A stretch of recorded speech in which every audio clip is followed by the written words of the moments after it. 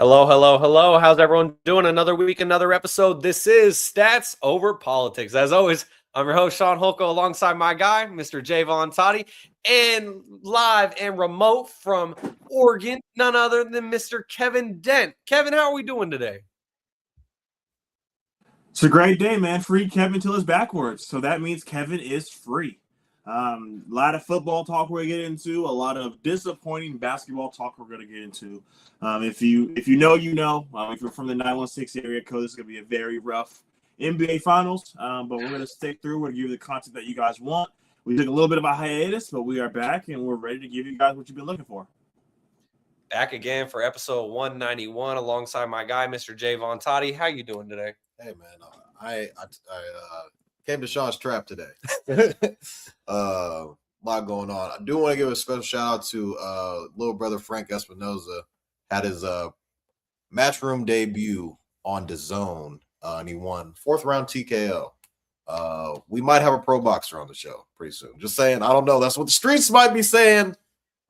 That might be in the works, but I want to give a quick shout out to brother Frank.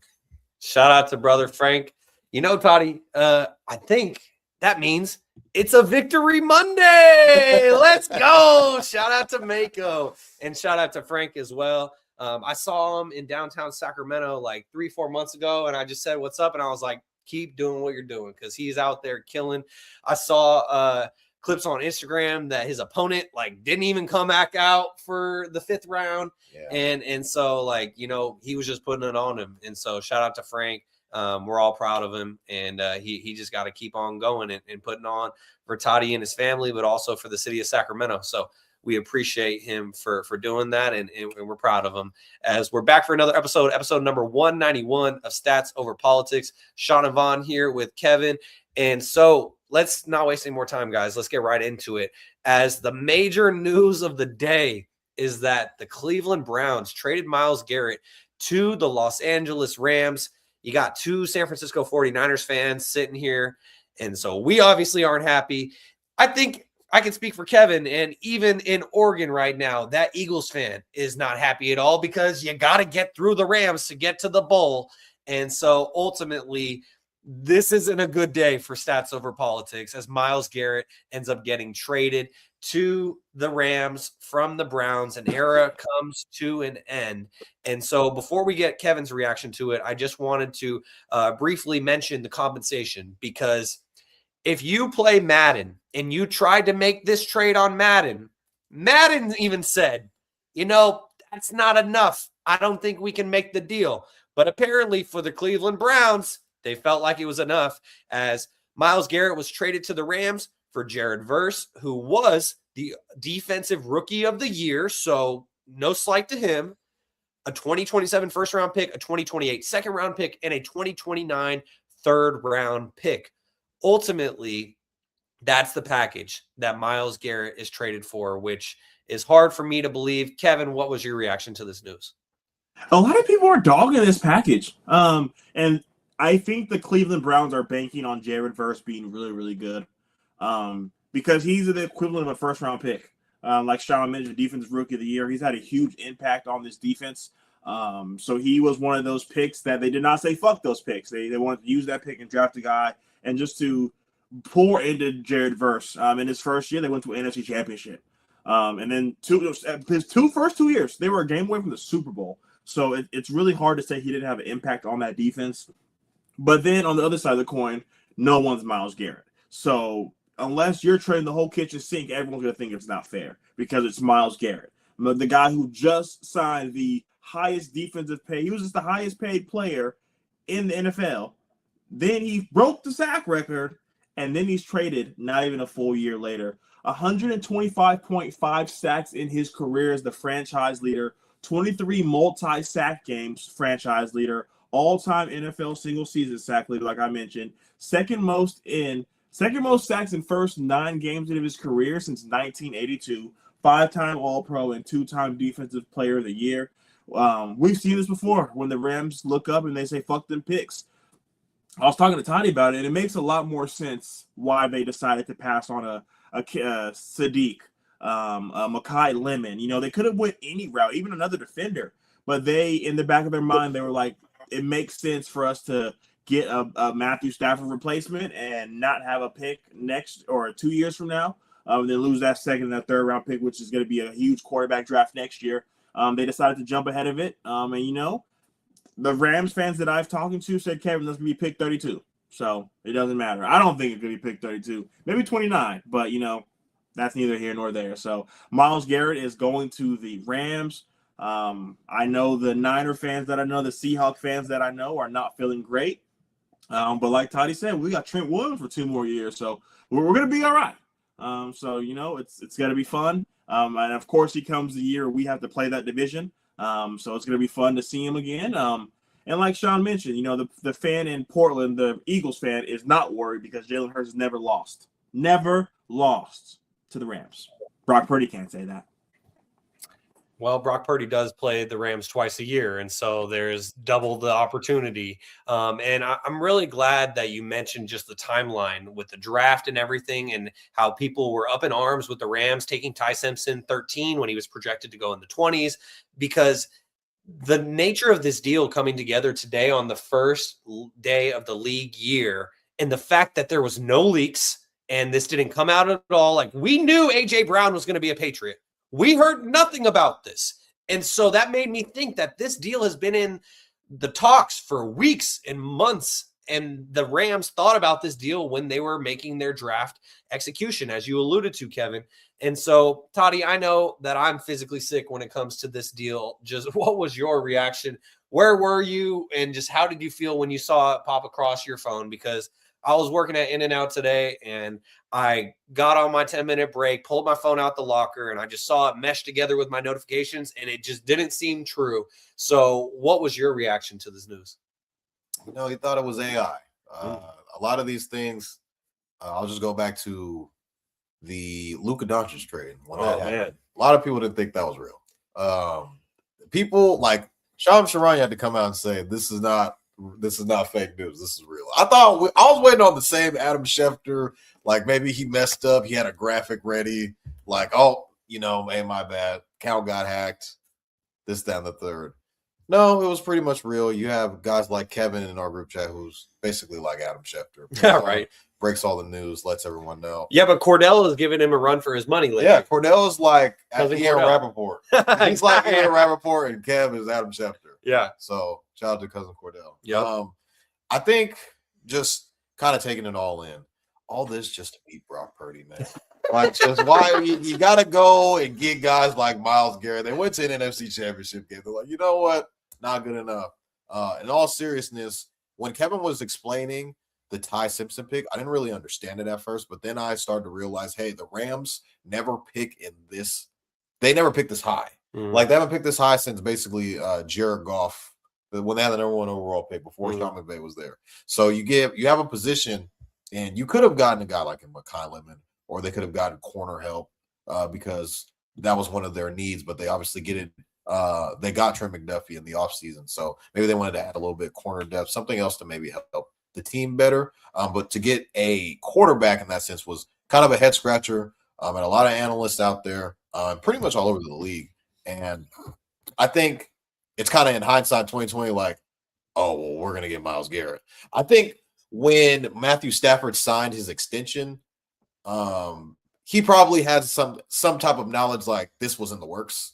I did hear from Adam or Tom Pelissero. He was talking on Rich Eisen's show, and he said that the Browns and the Rams were in contact basically a little bit after the draft. So this was going on for a couple of weeks now, almost months, and trying to get the right compensation. And you did see that teams like the Eagles, teams like the Rams, like there were other teams that were inquiring about Myles Garrett, obviously coming off of breaking the sack record, being Defensive Player of the Year. He's going to get a lot of inquiries. As far as this team for the Rams, I mean, are they the favorites? Oh, they have to be. They have to be. I did see that their odds jump from plus 800 to plus 650. I don't know if that makes them the odds leader, making them the favorite. I would think so. But I kind of think this would put up. This is kind of like Katie to the Warriors in a sense. I mean, they didn't win the championship before, and Myles Garrett didn't. Everything might not be hand in hand, but you're adding an all-time player to this team that literally just went to the NFC Championship game. And so you're looking at it from a standpoint of, okay, the NFC is constantly – it's an arms race, especially the NFC West, because the Seattle Seahawks just won the Super Bowl, and the Niners obviously made a playoff run. The Rams were in the NFC Championship game. Like, this division is never going to sleep. Yeah. So I do think the Rams have a track record of trading for star players and using those picks. Jalen Ramsey, obviously Matthew Stafford, and now Myles Garrett. So they have a track record of, obviously they made a t-shirt about it. Fuck them picks.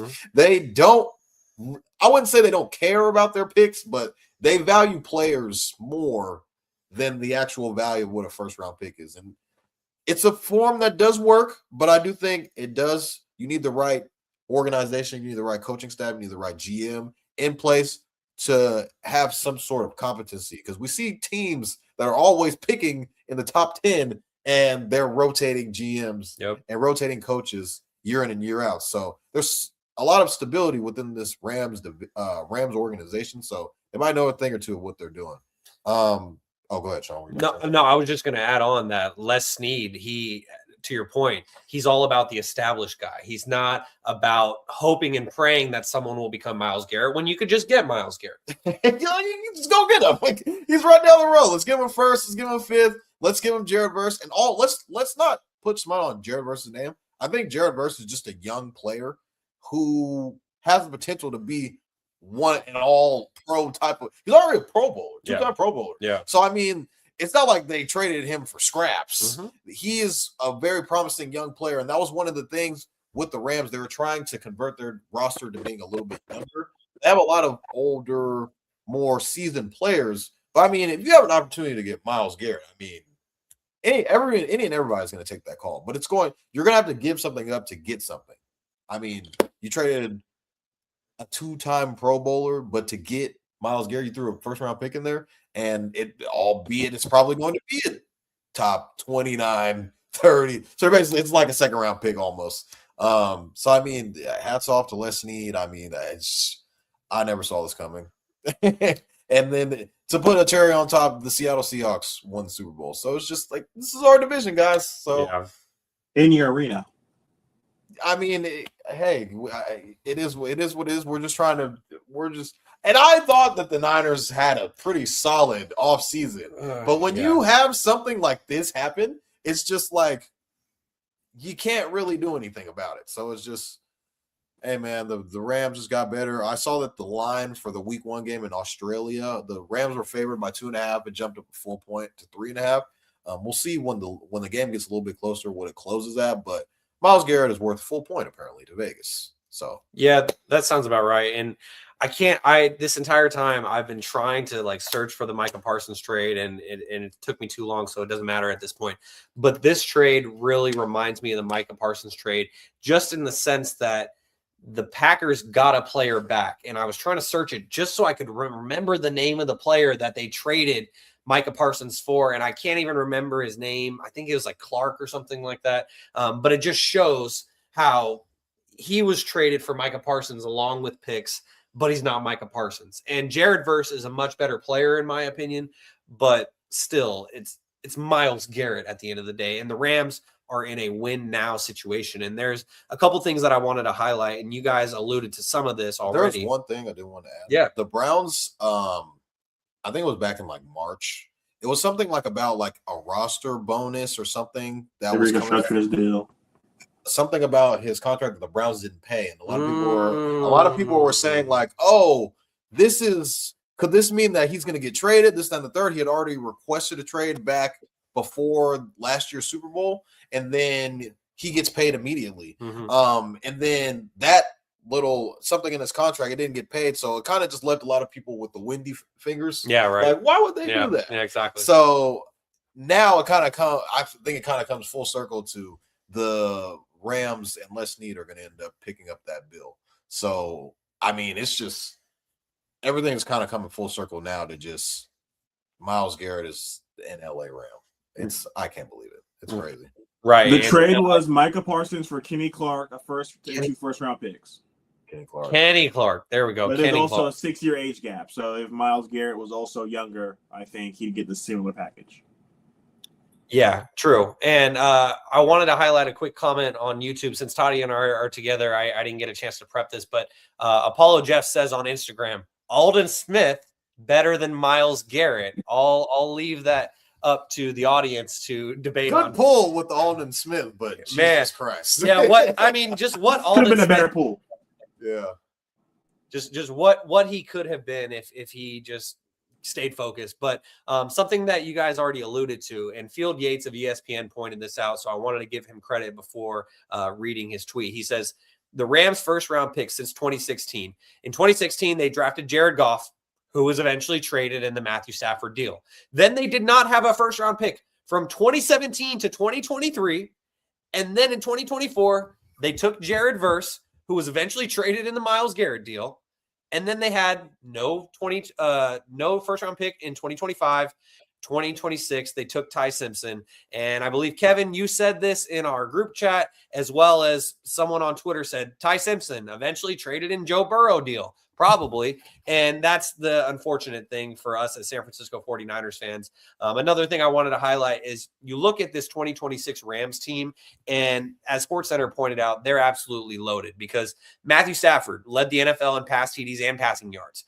Puka Nacua led the NFL in receptions. Devontae Adams led the NFL in receiving touchdowns. And Myles Garrett led the NFL in sacks in 2025. So that's who the 49ers have to see twice a year. And so I am so looking forward to that.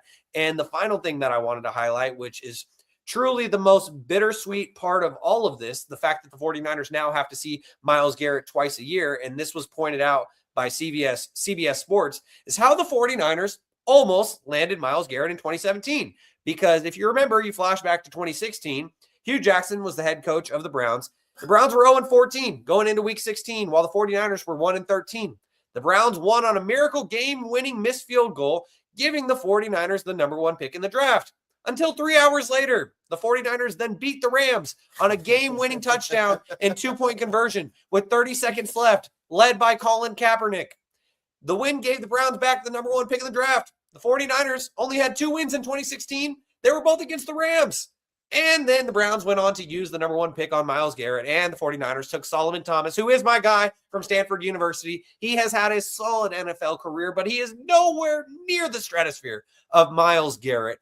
And so that just shows you the pain could have had Myles Garrett that we have as 49ers fans. And, you know, It is what it is. Kevin, do you have anything else you want to add on to this before we get to you jumping for joy with the other? Oh, as for the audio-only listeners, Kevin is playing his tiny violin. But now moving on, this is when Kevin was really jumping for joy. He said good riddance, goodbye, au revoir, everything you could possibly say about saying goodbye to A.J. Brown. Excuse me, as the Eagles traded A.J. Brown to the Patriots today. And Kevin, before I get to the compensation, just what was your reaction to it? I knew it was coming. Toddy will tell you there was a time after the season where I was very hesitant about it. I thought, there's no way we can make it work. And then A.J. Brown is horrible at PR. He drops breadcrumbs every podcast he went on, every post he posted. He went for 184 yards and 2 touchdowns against Minnesota. Not even the next day, posted using me but not using me. So there were breadcrumbs all over the place, and I think at the unfortunate fallout was worse the Niners when Nick Sirianni basically called them everything under the sun on the sidelines. It was time. I'm definitely happy that we moved on from him. I think that it's going to work out great for us. I know a lot of people are saying, you don't trade an all-pro and get better, but I think we do. We were able to turn Carson Wentz into A.J. Brown. I think that's a pretty good deal. We got him for a first and a third, got 4 great years out of him, 2 runs to the Super Bowl, 2 Super Bowl wins, 3 all-pro seasons, and we got a first and a 5th for him. So the return on our investment was great. He's 29 years old. He's going to have to get paid again. So a lot of people are saying that he should have kind of got the Jalen Waddle, which was first and a third. You guys have to understand, just like we talked about with Micah Parsons and Myles Garrett, age is a huge factor. You're not going to give up multiple first-round picks for a guy who's probably going to play another 4 years. So, hats off to A.J. Brown. And no matter what he does in New England, he's always going to remember as a Philadelphia Eagle. We turned him into what he is today. Before he came to Philly, he was a 0 All-Pro. He had 2 1,000-yard season and an 800-yard season. So let's not pretend he was swole Batman before he got here. If he was swole Batman, they wouldn't have wanted to trade him. So it comes full circle. Last night before I went to bed, I told Alyssa, I said, you ready for tomorrow? She goes, you think it happens tomorrow? I said, 100%. I think both teams are ready to move on. A lot of people didn't know this. There was a guy in OTAs wearing number 11. Like, this was signed, sealed, delivered. Weeks ago, there was a rumor that he was looking at condos. Like, the only reason we had to wait is because we saved $50 million doing it. So we get to say goodbye to A.J. Brown, goodbye to the headaches, and now it's Devontae Smith's turn. So I'm really excited to kind of see how it all works out. But, best of luck to him. There's no love lost here. We got the best out of our investment. Like I said, Super Bowl win. Unfortunately, we couldn't beat the Chiefs first time, but we went. And as much as he hates it, he's going to be known as a Philadelphia Eagle. So it is what it is. Yeah, if he ever were to get into the Hall of Fame one day, it will have to be as a Philadelphia Eagle, unless he goes on to have plenty of success with the New England Patriots, which, just playing devil's advocate here, Kev, I'm not trying to hate on the Eagles, but the Patriots were just in the Super Bowl, and A.J. Brown is an established number 1 now, and Drake May needs a new number 1 option. So we'll see what he can accomplish with the Patriots, but the bar has been set extremely high with the Eagles as a Super Bowl champion and all the individual accolades that you mentioned. And now just getting to the trade package itself. The Eagles are trading Pro Bowl wide receiver A.J. Brown to the Patriots for a 2028 first-round pick and a 2077 fifth-round pick. That is the better of New England's 2 fifths, as Adam Schefter reported. The deal has been speculated on for weeks, as Kevin mentioned, and is finally happening. Brown and Patriots head coach Mike Vrabel are reuniting after spending time together in Tennessee. And all I'm really wondering at this point is how does Diana Rossini feel about this trade? And how does her husband feel about this trade, considering that he is a Philadelphia Eagles fan? I'm just throwing that out there. But Toddy, what was your reaction to this news? I think this was just something that we all knew was going to happen. It was kind of just they were just waiting until June 1 hit, as Kevin already mentioned. Howie is never going to be the person that gets got. He can never be the person that's get got. He's the getter, Mm-hmm. So I think we all knew it was happening. It just was a matter of when, not a matter of if. I do think the Eagles got worse. They lost all-pro receiver. Multiple 1,000-yard receivers, receiving seasons.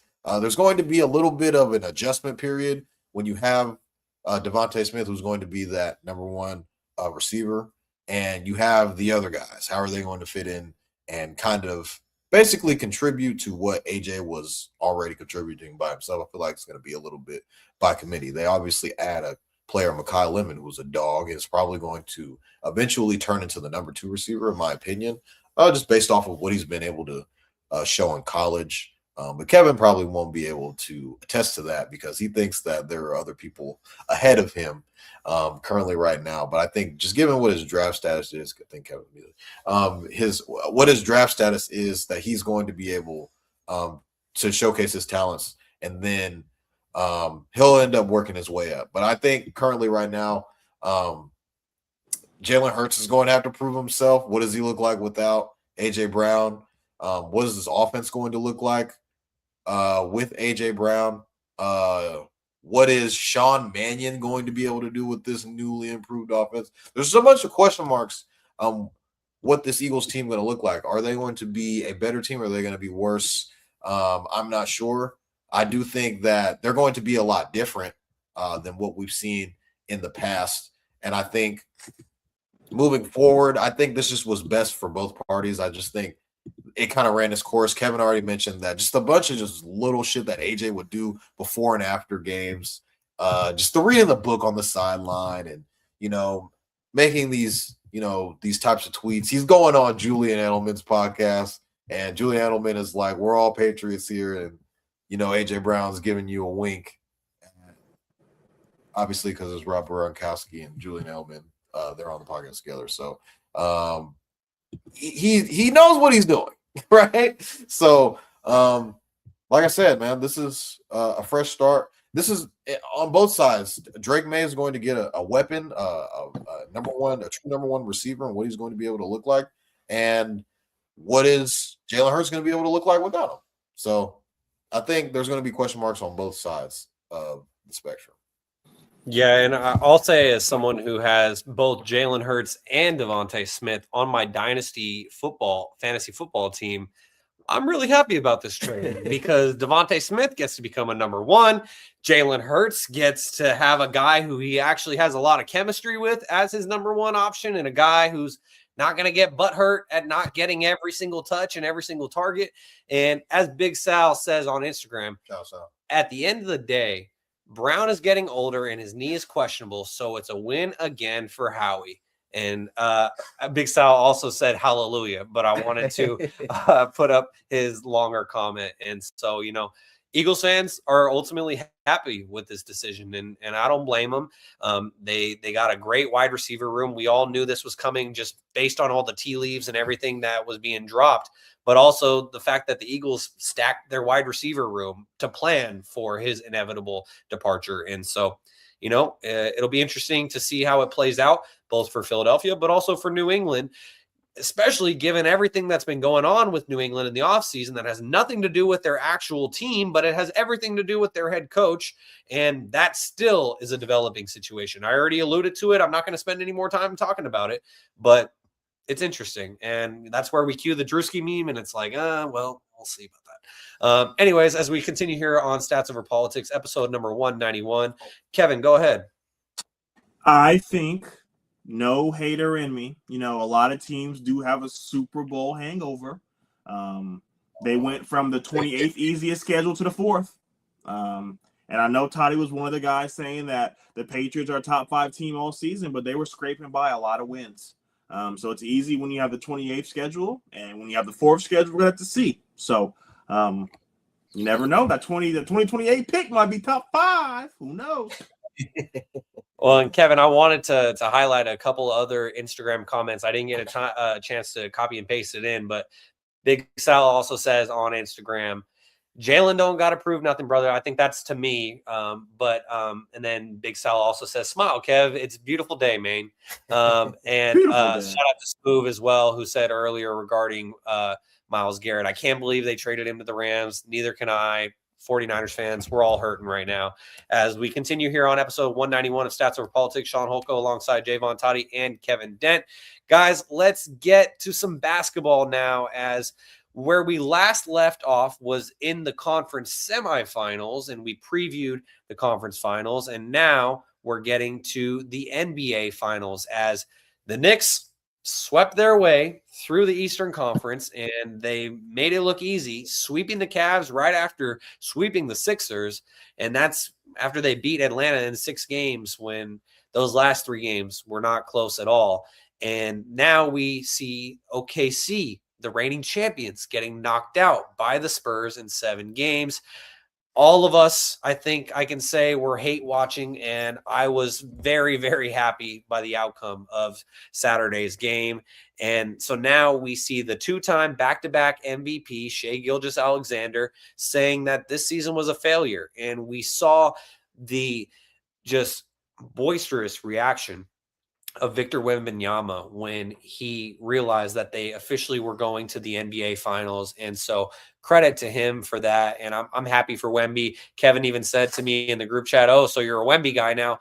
I've been a fan of Wemby since the Olympics. I haven't been super vocal about it because I'm wearing a De'Aaron Fox t-shirt right now. Like, I'm still kind of bitter that De'Aaron Fox is in San Antonio, but I'm happy for Fox. It just sucks as a Sacramento Kings fan. But ultimately, we have the Spurs and the Knicks playing in the finals. The Knicks are in the finals for the first time since 1999. Excuse me. And the last time that they played in 1999, they played the Spurs. So, Toddy, just what's your reaction when it comes to this matchup?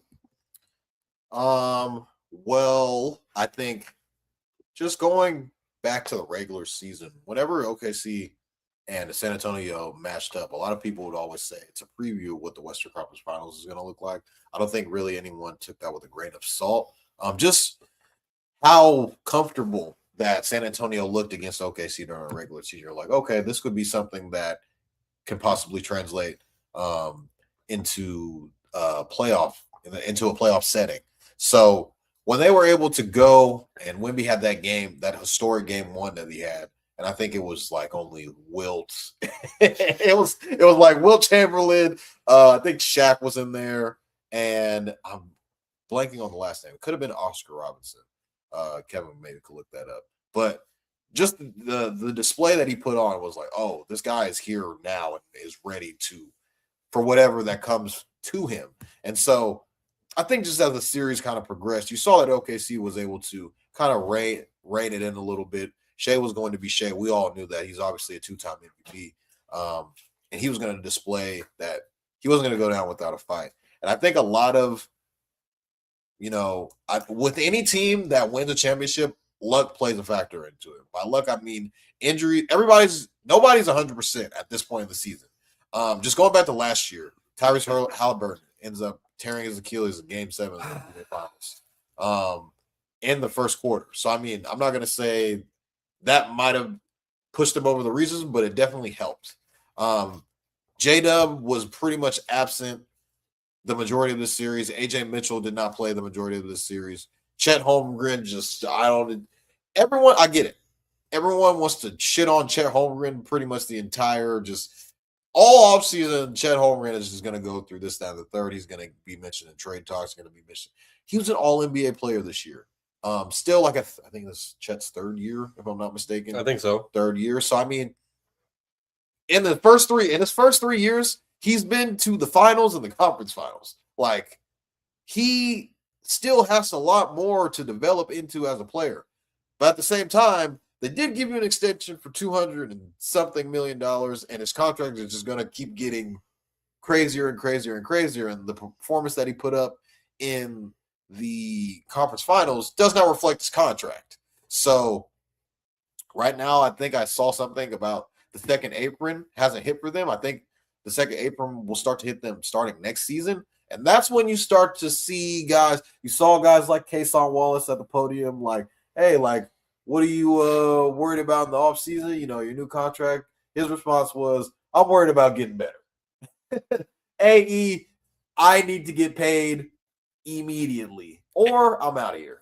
I will say, just playing devil's advocate, I thought that was very mature. The fact that he kind of deflected and he was like, I'm just focused on getting better and not necessarily saying so directly, I need to get paid. Yeah. So I just think nothing lasts forever. When you have guys like Sam Presti who's able to build teams like this time in and time again and just produce these draft picks, they have like 13 picks within the next 5 or 6 drafts, if I'm not mistaken. And they have guys that haven't even played for them yet. They were first round picks. So I feel like if it's anybody that's going to be able to figure out, it's Sam Presti. On the Spurs side of it, I just think right now, currently they're favored to win. I think they're minus 205 to win the series. I do think the Spurs have so much arsenal, like they have so much versatility. You have guys like who pick up full court, like Stephon Castle. You have guys like Devin Vassell who can create his own shot. Dylan Harper, literally, if the De'Aaron Fox did not exist on this team, he would be averaging like 25. I can promise you that. For sure. His minutes are so limited, but you can just see in the spurts that he's playing, the shots that he's able to create. This is not any regular type of rookie. Like he was a number 2 overall pick, and he's on this super stacked San Antonio team. I promise you, if Dylan Harper was able to get the minutes of a starting point guard in this league, Dylan Harper could probably be like eventually like an all NBA type of player. That's how talented that he is. For sure. But I do think that the maturity that De'Aaron Fox does bring, because he does have some type of playoff experience, the limited playoff experience. 7 games, yeah. But till now, he had a 40-point game. Yeah, for sure. Game 1. I think that he brings a level of maturity to this team that is needed. Luke Cornett in Game 7, like the 4 minutes that he played, the 4 minutes that Luke Cornett played in Game 7 were so pivotal. Blocked by Cornett. Kids are now going to say blocked by Cornett nowadays, and that's just blocked by James. We forgot about that. Yeah, blocked by James. It's blocked by Cornett. I'm just trying to trigger Kevin at this point. Yeah, I think how well-oiled a machine this team is, especially because De'Aaron Fox wasn't as healthy as he can be, but I feel like with this, these next couple of days will be pivotal to what he can bring to this team. I think when he is healthy, he can be very much effective and essentially almost unguardable because he could get around pretty much anybody that's thrown his way because he's just so damn fast. Yeah. You got to give credit to Mitch Johnson, him coming in for Greg Popovich last year after Greg Popovich had his situation. And we all kind of assumed Greg Popovich would come back, and Kevin was always one of those guys that was saying, hey, he's like 60 plus years old and he just had this is very serious. He ain't coming back. He had a stroke. And we were all like, hey, I think Pop can still kind of, he's this, that, and third. It's Wemby. Kevin was trying to screaming at clouds, screaming to the whole entire world. This is not going to happen. Mitch Johnson's going to be the guy. And I think he's the best guy for the job. Hashtag Kevin was right. Yeah. One of the few times Kevin was right on this podcast. But I think this Spurs team is just so, like, they have so much they can pull out of their bag. Like, they have Vassell. They have De'Aaron Fox, Wemby, obviously. You have Keldon Johnson. Carter Bryant, when he's able to get certain spurts of minutes, he's able to bring that ball of energy and just guard your best player for a solid 6 minutes a quarter. That matters. For sure. So you'll be seeing a lot of people be guarding Jalen Brunson. I know we'll get to the Knicks later, but this Spurs team, man, I think if we're picking who's going to win, we'll probably get into that, but I think the Spurs end up coming out on top probably in like 6 games. Okay, yeah, we're gonna get to that in a little bit after we hear from Kevin and I mention a couple things. But Toddy, just to follow up on what you were saying, I'm really glad that you mentioned the veteran leadership of De'Aaron Fox, and shout out to De'Aaron Fox for his performance in Game 7 because he had 15 points in Game 7, but he hit 3 3-pointers in that game after he had 2 3-pointers throughout the entire series up until Game 7. And granted, De'Aaron Fox, he did miss Game 1 and 2 of the Western Conference Finals, but as Toddy said, it was in timely situations when they needed it most De'Aaron was a big part of that early surge that OKC had to begin game 7, or excuse me, that San Antonio had to begin game 7 in OKC, quiet down that crowd. And so shout out to De'Aaron Fox, not only for coming to play when it mattered the most, but also that veteran leadership that he's instilling in guys like a Stephon Castle, who Fox said when he was getting out of Sacramento, he said, I need to play with Steph. He didn't want Stephon Castle to get traded to Sacramento because he wanted to play alongside him. And then you add on Dylan Harper. Oh, my gosh. And as well as Harrison Barnes. Shout out to Harrison Barnes as well, because Harrison Barnes has so much veteran leadership. He has NBA Finals experience. And so I think that that's an added element to this team. And regarding the veteran leadership, Vince Carter was talking to De'Aaron Fox after that Game 7 win on the NBC Showtime set alongside Tracy McGrady, Melo, Maria Taylor. And Vince was just talking about how De'Aaron was his rook. And like initially, De'Aaron thought that Vince didn't like him just because Vince was giving him that tough love and he was trying to build him into the leader that he is today. And Vince was just talking about how proud he was of the leader that De'Aaron is today. And even though he may not be the star of this team like he was in Sacramento, he's playing a pivotal piece. And so, Kevin, what was your reaction to the conference finals and how they ended, but also previewing the NBA finals? Like Toddy said, I think the Chet noise is going to be real. To go from averaging 20, 10, 2 blocks and 2 steals to 10 and 4, it's disappointing, especially when, like Toddy said, they have a gauntlet of picks. And there's a guy like Giannis Antetokounmpo who is going to be on the trade market. We'll see if the Bucks actually pull the trigger. We've seen countless of times where he's on the market, then he's not. Then he's on the market, then he's not. So we'll kind of see how that plays out. But like Toddy said, I think if J-Dub plays, I think this is a lot different of a series. But, everyone knew Wemby was going to go for one of those games, and in game 1 he did. So for him to have that kind of impact and kind of still have a really huge impact, but not statistically, Isaiah Hartenstein really found a way to just get physical with him. And then talk about the Knicks getting real quick with the Cleveland Cavaliers. I really wish there was a world where Jason Tatum could have played. And I know as Toddy being a Celtic fan, him coming off that Achilles, like you really don't want to risk it. But I would have rather seen the Celtics or the Pistons playing in the conference finals because they would have won at least 1 or 2 games. It's a little bit more competitive. I think the Knicks did get an easy route here. I know game 1, the Hawks were up big and they came back. And then same with the Cavs up big game 1 and they were to come back. So the Knicks just have the experience. Now foreshadowing into the finals, I'm going to let it be known that I'm going for the Knicks. I have nothing but hate in my heart for De'Aaron Fox. And I get it. Mike Brown was also on our staff, but Mike Brown was fired. De'Aaron Fox wasn't fired. Shaun mentioned it. He stole it from my notes. He said, you cannot get Stephon Castle because I want to play with him.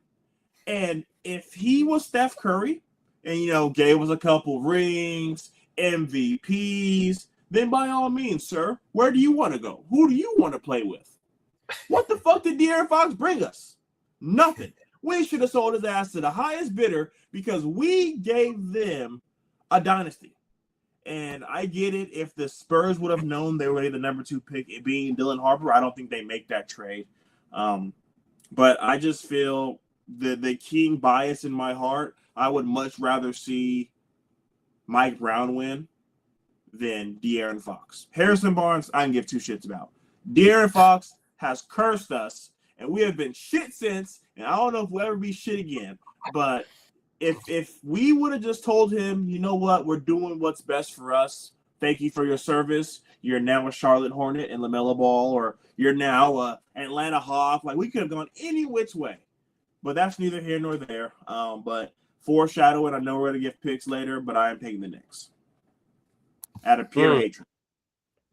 Yeah, see, I'm kind of torn when it comes to the upcoming series. But before we get to our predictions for the NBA Finals, there were a couple other things that I wanted to highlight just from the conference finals.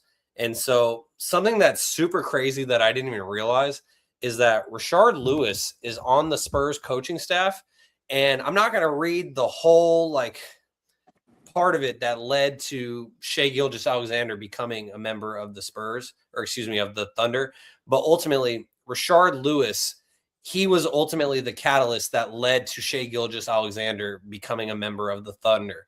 And if you don't know about just how that all came together, look it up because it's pretty crazy. But it basically started with Rashard Lewis being traded from the Sonics, and it became a 2009 second-round pick with a trade exception, Serge Ibaka to Victor Oladipo and Sabonis, which turned into Paul George, and then Shai Gilgeous-Alexander. And so like the butterfly effect. Exactly. And so I just thought it was so crazy that Rashard Lewis is now on that Spurs coaching staff, considering that he was part of the coaching staff that took out Shai with the OKC Thunder. And also, I wanted to shout out Dylan Harper, because I don't know if you guys saw this, in addition to everything he did individually, but there were a couple of really hard fouls that Alex Caruso gave Stephon Castle throughout this series, including in Game 7. And Stephon Castle, when a hard foul happened in San Antonio, Stephon Castle stood up and he's like talking to Caruso. He's like, what the fuck was that? Like, that's not basketball, yada, yada, yada. But then it happened again in Game 7. And in Game 7, Dylan Harper went up and ran and basically tackled Stephon Castle to keep him from getting up and coming after Alex Caruso, saving him from potentially getting ejected from that game and then maybe even suspended from the NBA Finals. Also, Chet Holmgren. Oh, boy. In this series, Chet Holmgren scored 75 points. Julian Champagnie, a guy who the Sixers cut so Mac McClung could put on their jersey in the dunk contest. Julian Champagnie had 83 points in this series. Chet Holmgren had 75. Toddy, isn't that crazy? I think Champagnie had like 27. Did he have like 27 in Game 7, if I'm not mistaken? He balled out. He hit a lot of very timely threes in Game 7. I will say that. He was the catalyst for their three-point shooting on the road in Game 7. I mean, goodness gracious. It just looks really bad for Chet, because he's about to be making like $40 million. And it's like, hey, man, we paid you all this bread. Let's get some return on our investment. And it's like, J-Dub obviously does not play for the majority of the series because he came back from a lingering hamstring injury. So it's like you got to rely on your stars. Shai Gilgeous-Alexander did pretty much any and everything possible to win this game. He had 35, I think almost 9 assists. So I don't really know what more you could have done. They were a little bit thin at as far as depth goes. Exactly. And this Western Conference Finals, it went to 7 games and was even tied 1-1 for the first time since 2018 when the Warriors and Rockets did it, which is pretty cool. And I knew going into this game, even though going into this game, the Thunder were 7-0 in these playoffs following a loss. But also coming into this game is that NBA players who played in a Game 7 on their birthday were also 7-0. Harrison Barnes, who turned 34 on Saturday, he made it 8-0. So the Harrison Barnes stat prevails. And then finally, Toddy mentioned Mitch Johnson took over for Greg Popovich. He's going to the NBA Finals. He and Mike Brown will be the 4th pair of black head coaches to go against each other in the finals. And shout out to Law Murray of The Athletic, who pointed this out. You look at 1975, you had Al Attles versus Casey Jones. 2017, you had Mike Brown as an assistant, so it's a sort of thing, but versus Tyronn Lue. And then in 2024, you had Joe Mazzulla versus Jason Kidd. And yes, Jason Kidd is mixed. and so shout out to Mitch Johnson for getting them there. And also the crazy thing is that Mitch Johnson grew up in Seattle as a Sonics fan, and he gets to knock out the Thunder, who are the franchise that his favorite team once was. And so I think that's pretty cool as well. As we continue things here on episode 191 of Stats Over Politics, Shaun Holko alongside Jaevon, Toddy, and Kevin Dent. We got some comments real quickly from Mixed Martial Artist on YouTube, who said, I love playing with Rashard Lewis in 2K12, as well as Dylan Harper slipped. He didn't dive on him. I think he was just sprinting after him. And yeah, he might have slipped, but the goal was to keep Stephon Castle from coming after him. And mixed martial artist also says Chet is a way better defender than Champagny, though. Yeah, that's fair. But ultimately, whose team advanced because Chet couldn't get a bucket. And Chet also was 1 of 2 from the field. You can't have your second or third best player or whatever you want to label him as shooting 2 shots in Game 7 of the Western Conference Finals. And finally, from mixed martial artists, they also say Chet is worth $40 million per year. He was second in Defensive Player of the Year voting this year and was an all-star and is only 24. That's fair. I'll give you that. But you got to show up in Game 7, in my opinion. And so now we're going to go around the table, starting off with Toddy, then we'll get to Kevin and myself. Toddy, who do you got in the NBA Finals and how many games, and who is your Finals MVP? Before you go, Toddy, since we're tallying points, quick math, Jared McCain scored 81 points, and then he only started 2 games. Quick math. Good quick mental math there from Kevin Dent. Hell yeah. So I'm going to take the San Antonio Spurs to win it. I'm going to say they win in 6 games. I think San Antonio is a little bit more, they're younger, obviously, and I do think they're a little bit more versatile than the Knicks. I think the Knicks get a little bit Jalen Brunson reliant, albeit they have been beating the shit out of everybody they've been playing. So maybe that really hasn't mattered as much. But I've seen in instances when it kind of gets tough, it's like, Jalen Brunson, please save us. So I'm going to take the Knicks in 6. I'm going to take Victor Wembanyama to win Finals MVP. I'll say the averages. Oh, go ahead. Spurs in 6 with Victor as MVP. Spurs in 6, Victor MVP. I'll say shit. I'll give you a stat line. Wemby averages like 30 and 15 and 4 blocks. I love it. Kevin, who do you got and why? Well, Shaun, I think you should go next, so we can get both of the Spurs perspectives, because I already said who I was going for, and I know who you're going for, because as soon as the confetti drops, Shaun's dropping all these pictures of Wemby.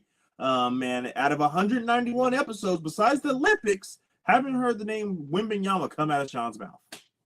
That's fair. And like I mentioned earlier, it's because I'm a bitter Sacramento Kings fan who was just sad. Like, I'm happy as a De'Aaron Fox fan, which I clearly am. I'm happy for De'Aaron. He deserves it. He deserves to win. He's going to the NBA Finals. So happy for him. I mean, there was the graphic that CBS Sports put out, the fact that De'Aaron is in the finals this year, going against Mike Brown, the Kings' former head coach. And then you go to 2025, Tyrese Halliburton, former Kings point guard, in the finals. Go back to 2024, Luka Doncic, guy who the Sacramento Kings should have drafted. He's in the NBA Finals. Oh, and then you go back to 2023, Mike Malone, another former Kings head coach. He is in the NBA. A lot of talent in Sac. Yeah, a lot of talent in Sac that Vivek I guess they're not good enough for Sacramento, but they're good enough. Oh. Yeah, exactly. Okay. Exactly. Unfortunately. And so, yeah, but like I said, as a De'Aaron Fox fan, like, I'm genuinely so happy for him. But as a Sacramento Kings fan, I hear where you're coming from, Kevin. I'm just a De'Aaron Fox fan, period. I put that aside, how it relates to the Sacramento Kings. But yeah. But Kevin, since you wanted me to go next, I will just mention, even though I'm wearing the De'Aaron Fox Sacramento Kings t-shirt, we think Mike Brown. I got to be there as a media member when Mike Brown was introduced as the Sacramento Kings head coach. I was working for the Messenger Publishing Group, which was my first professional journalism job. And I got to be there, and it was pretty awesome. Something I'll remember forever, even after he got fired. And so that was really cool. So I've loved Mike Brown. Should have never been fired. And then you also think back to December 2021. I'm walking down the streets of downtown Sacramento by the Golden One Center, and I'm like, hold on, that guy's wearing a mask. Like, but is that Jalen Brunson? And this is before Jalen Brunson really became Jalen Brunson. Before the cloud, guys. Before the cloud. This is when Jalen Brunson was a rotational player on the Dallas Mavericks. But I knew who he was. I watched him win 2 championships at Villanova. And so then I jogged up to him. He was with his lady, and I was just like, excuse me, sir, are you Jalen Brunson? As he's obviously wearing the COVID mask during the restrictions. He's like, yes, I am. And I was like, do you mind if I get a quick selfie? He's like, yeah, of course. And so there I am with as I joke on the podcast all the time, there I am with my close personal friend, Jalen Brunson. And so love Mike Brown. close personal friend Jalen Brunson. Kevin, you're just assuming that I'm picking the San Antonio Spurs. And you're correct. I am going to pick the San Antonio Spurs in 7 games. I also think that if the Spurs are going to win a championship, like I would love to pick De'Aaron Fox as the finals MVP. If Dylan Harper and Stephon Castle were not on this team, then I may stray away and just get wild, say De'Aaron Fox is going to be your finals MVP. I think the guard room is just too crowded for De'Aaron to be able to put up the stats that it would take. So I'm also going with Victor as my finals MVP. He's going to bring it home to France, and the Spurs are going to do it in 7 games. And also just the parallels between Tim Duncan at like 22 years old in 1999 in his first NBA finals, and now Victor Wembanyama. I'm going to save the time and not go down the rabbit hole of just talking about all the different similarities, but it's crazy. Spurs in 7, Victor is the MVP. Kevin, tell us why we're wrong. This team, Toddy, if there was a world where they were playing the Boston Celtics, would you take the Celtics? If the Spurs were playing the Celtics, yes. I mean, I'd be 50-50. Okay. This New York Knicks team was built and constructed to beat them. Yeah.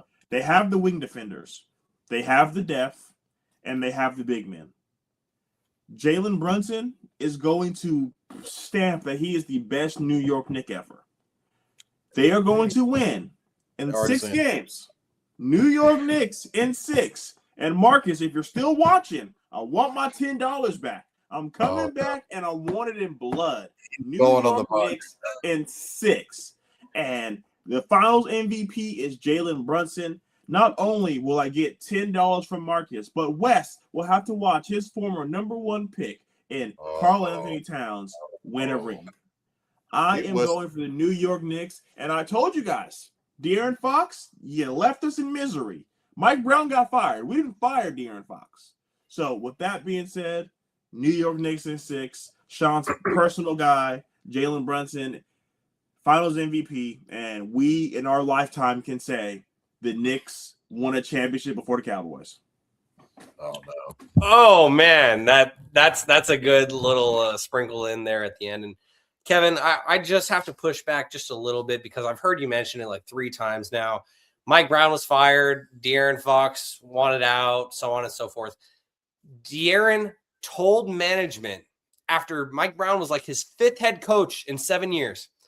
He told management, I love Mike Brown. I want Mike Brown to stay here. If you do not extend Mike Brown, then I'm not going to sign an extension myself. So then the Kings give him a contract extension. 6 months later, they fire him. And so they gave him the contract extension because De'Aaron said at the time, if Mike Brown is not my head coach anymore, then I don't want to be here anymore. And so he let them know.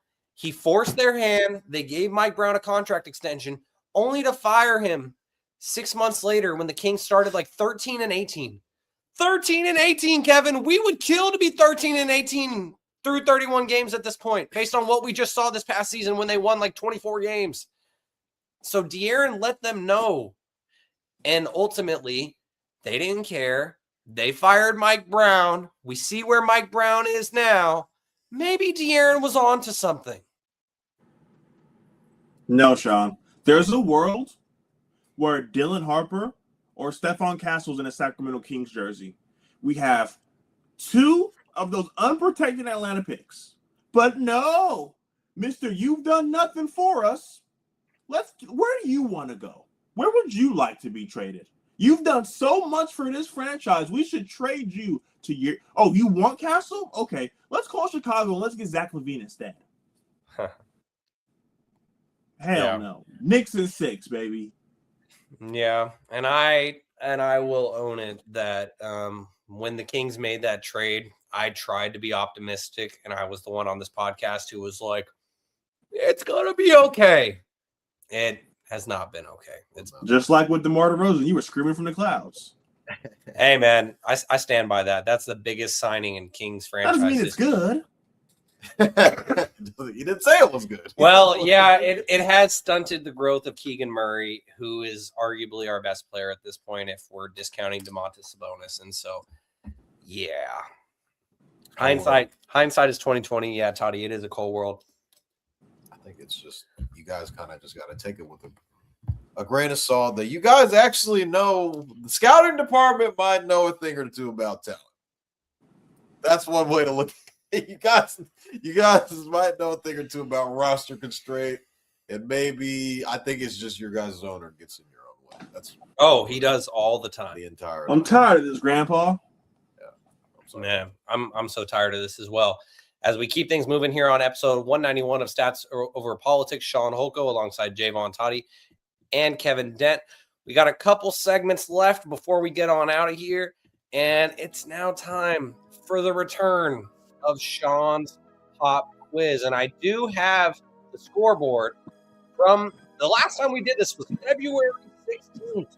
So it's been a long time. And unfortunately, Alex isn't here to hold on to her lead, but currently is in first place. I feel like that music's a little loud, so apologies to the listeners if they can't hear me as well right now. So I'm going to turn it down a couple of more notches.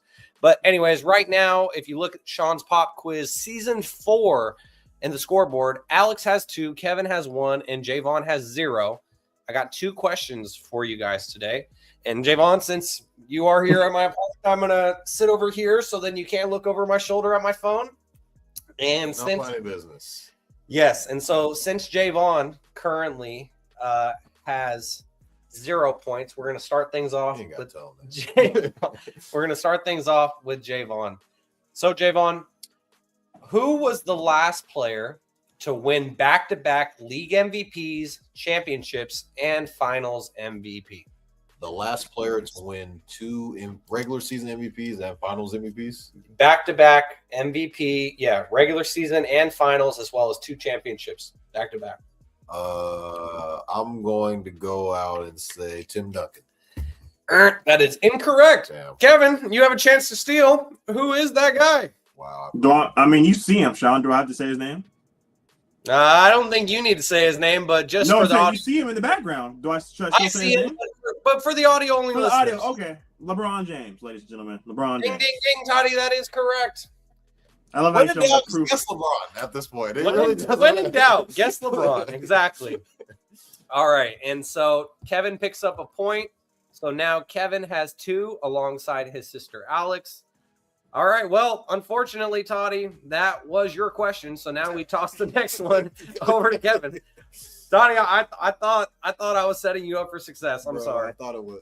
I wanted to say LeBron, and I was just like, it can't. It's too easy, right? You overthought it. All right, Kevin. Here's your chance to take the lead. And for everyone who may not have paid attention in the past, Kevin is a 2-time winner of Shaun's Pop Quiz, Season 1 and Season 3. Toddy won Season 2. And so Kevin currently has 2 rings, and he's going for a 3rd. Kevin, 3-1. Yep, and here is your question, Kevin. The only players with 15 points, 10 offensive rebounds, and 2 blocks in a playoff game since 2010 are who? Can you run the stats by me one more time?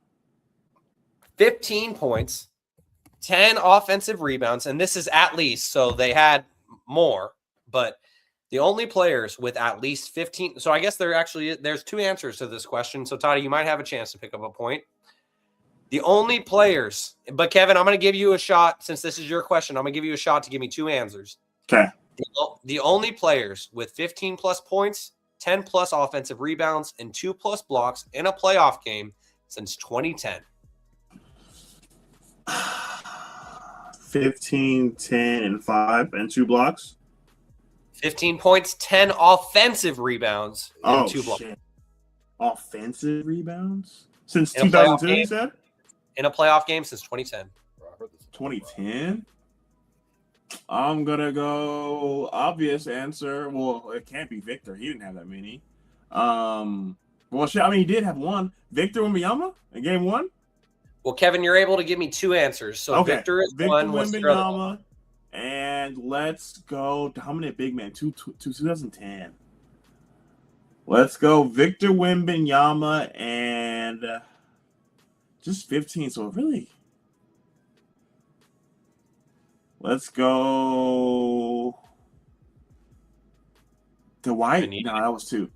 Dwight Howard. I don't know what year he went to the finals with the Magic. That was in 09. Oh, so that wouldn't count. Okay, well, your that's my answer- second guess. Well, Dwight Howard did go to the finals with the Lakers in 2020, but Oh, but I knew it wasn't.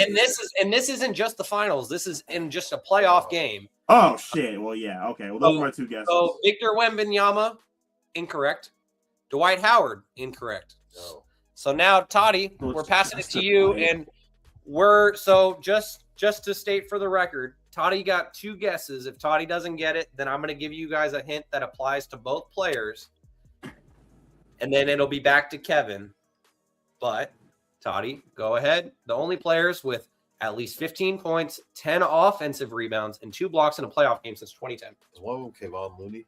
No, Damn. but that was a good guess. What a hell of a pull. That was an excellent pull. I remember that game. He had Yes. like hella Yeah. rebounds. That was an amazing pull. I wish I could give you a point for that, but it's incorrect. Okay, so it's wrong. Still wrong, guys. One more. You got one more guess. 2010. So I'm thinking it's an older player. Kevin Garnett? No, but you're getting close. Yeah. That's incorrect. All right, Kevin. So it's back to you for an opportunity to guess twice. And I'm going to give you guys a hint that applies to both players. And this might end up, you know what? Since this hint is going to basically give it away. So, Kevin, I'm going to give you one guess, and then I'm going to give Toddy one guess, and then it'll be back to you, Kevin. All right, So- Kevin Love. Oh, wait. Do you want me to give a hint first, or do you want to Oh, I guess? thought we were both guessing once, and then you were giving the hint. Oh, Kevin doesn't need a hint. that'd probably be a better way to go, but just for the sake of time, I'm going to give you guys the hint, and then we'll Okay. each guess once. So, Kevin, the only players with at least 15 points, 10 offensive rebounds, and 2 blocks in a playoff game since 2010 were both Los Angeles losers, a.k.a. Lakers. That's hilarious. Oh, duh. Shaquille O'Neal. No, fuck. Sorry, Kevin. You already Yes, guessed. That's incorrect because it's since 2010. Yeah. So, Yeah. Toddy, you got one guess to get 2 answers. Bro. Oh, Bro. so crazy right now, but then I remember you said 2010. Yeah. Okay. Toddy's going with Vlade Divac. Oh, Dennis man. Rodman. Okay, here we go. 2010. Andrew Bynum? No, that is incorrect, unfortunately. Oh, what? All right, Kevin, Okay, back to you. before you give the answer away, are they still playing?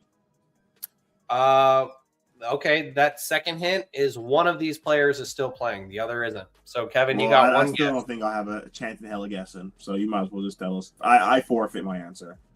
All right, Toddy, do you have any more guesses? Eggman? You guys are gonna kick yourselves for not getting at least one of these, but probably both. LeBron Was Kevin James. Love wrong? Kevin Love was wrong. LeBron James is incorrect. Kevin. Kevin Love never played for the Lakers, Kevin. Oh, you did say Lakers. Yeah, All right, Toddy, do you give up? Kevin gave up.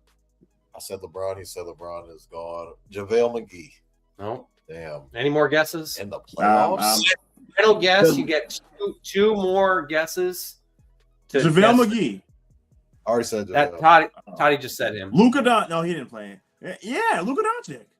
At this point, I want one of you guys to at least get 1 point. So just shout out names when I hear it. I'll tell you. Oh, my gosh. Ron Artest. Lamar Odom.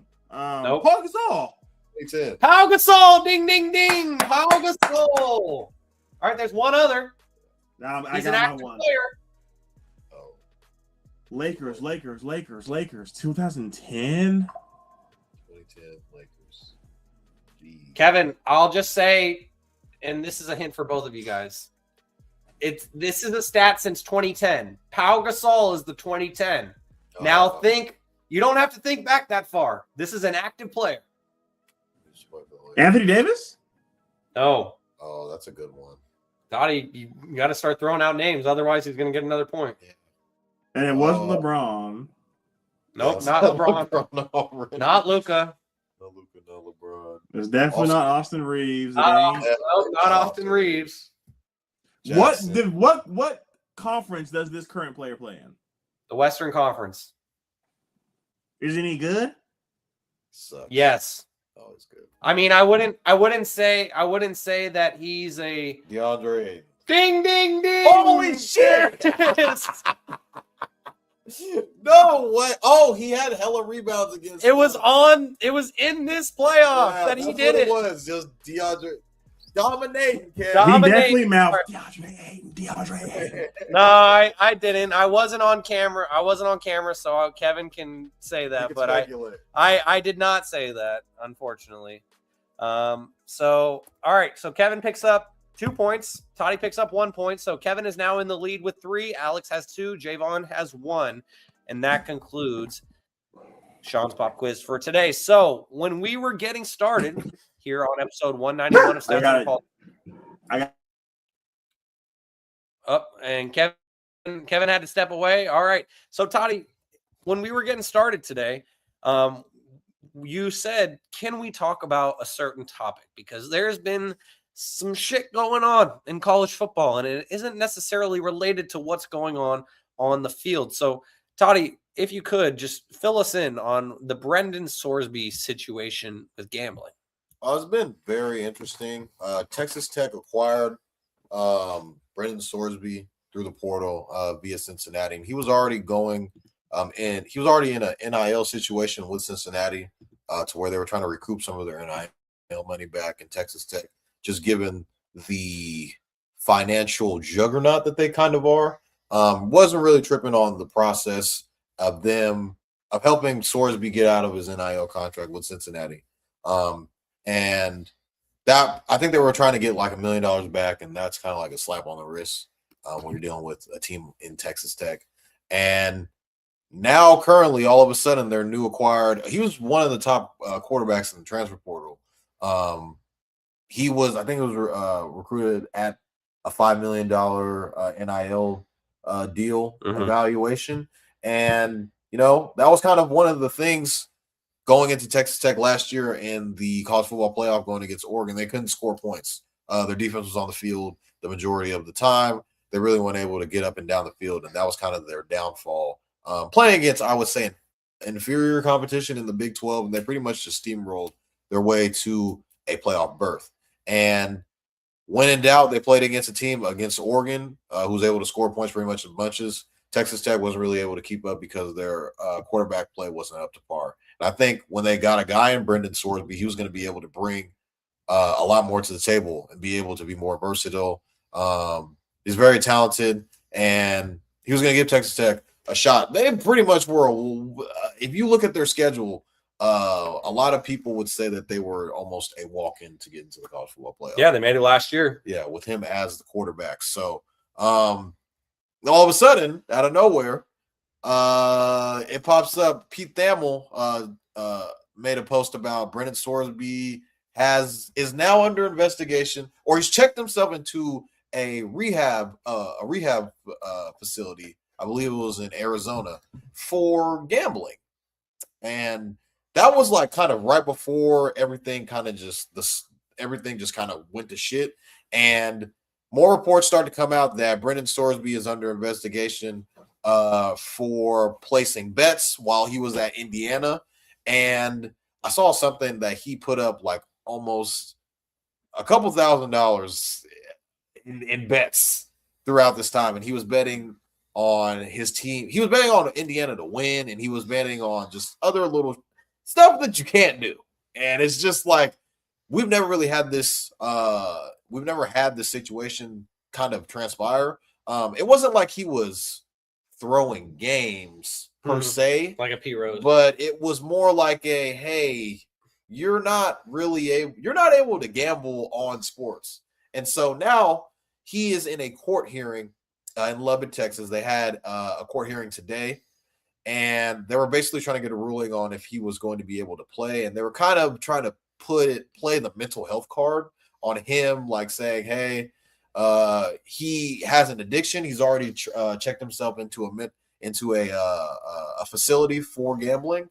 And I don't know where that it's very tough because it's like one things you can't do as an athlete is gamble on sports, especially your sport, your team. And it was kind of something that you thought would get swept under the rug. But at the same time, you look at it from a Texas Tech standpoint, you spent $5 million on this guy to come and be your quarterback for the future, upcoming 2026-2027 season. And now he's getting pinched for gambling. I feel like there should have been a little bit more reconnaissance on something up to this nature. But at the same time, there were a lot of schools that were very, very interested in signing Brendan Sorsby as their quarterback. So this might have been something that a lot of teams didn't know about, and it kind of just came up across their board.